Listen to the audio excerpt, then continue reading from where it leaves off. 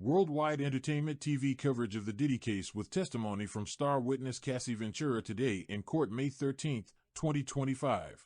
Cassie describes freak-offs that were the highly orchestrated sex parties when she said stemmed from Combs's interest in voyeurism. They would entail hiring an escort and setting up this experience so that I could perform for Sean, Cassie said.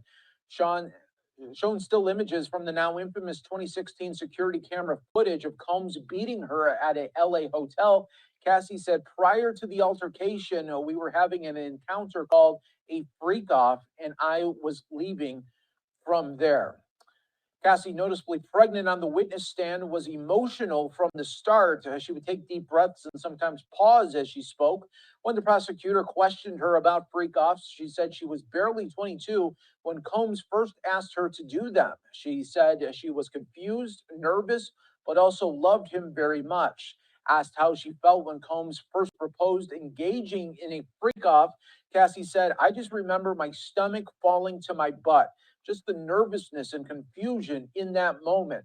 She said she didn't feel like she could say no to Combs because she didn't know what no could be or what no could turn into, which she said she learned could include violence and blackmail threats.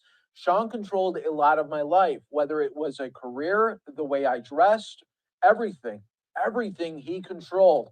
I just didn't have much say in it at the time, Cassie testified.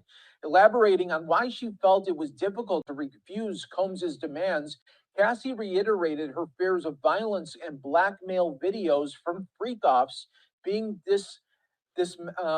being displayed on the internet. Sean is a really polarizing person, also really charming. Cassie said it's hard to really be able to decide in that moment what you need when he's telling you what he wants. I just didn't know. I didn't know what could happen. Cassie talked about Combs kissing her for the first time during a 21st birthday trip to Las Vegas.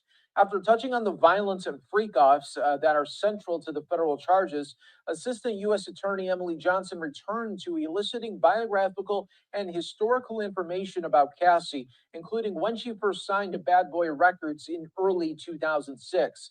She said her interactions with Combs, who owned the label, were platonic at first, but then he kissed her during her 21st birthday trip to Las Vegas in the bathroom of his hotel suite.